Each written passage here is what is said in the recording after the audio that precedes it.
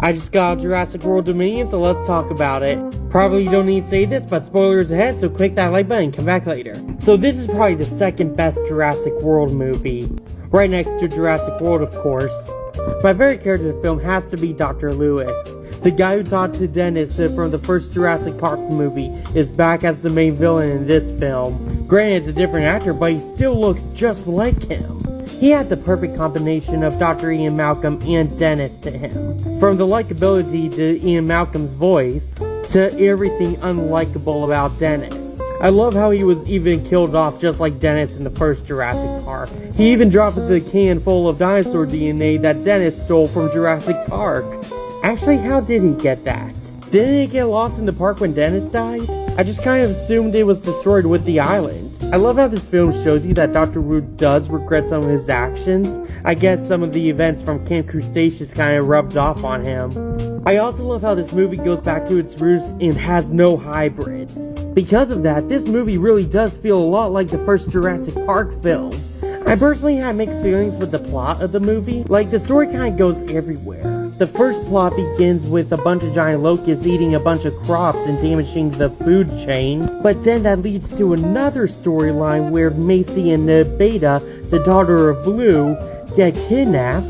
And then that leads into another storyline where the government are after dinosaur poachers. When it came to the storylines in this movie, I felt like it was all over the place. But once when you get past all the storylines, they all form together to make this awesome shot with the Jurassic World cast meeting the original Jurassic Park cast. Me and my friend freaked out when we finally saw this on the big screen. I love how we finally got good endings for the original cast of Jurassic Park. After 30 years of waiting, Alan is finally with Dr. Sattler. It's about damn time. I have two favorite moments in this film. The first being that dinosaur chase scene. Seeing Owen outmaneuver weaponized dinosaurs was just so cool to see. Also, I still like to believe that dinosaur we see in the city is Toro from Camp Cretaceous.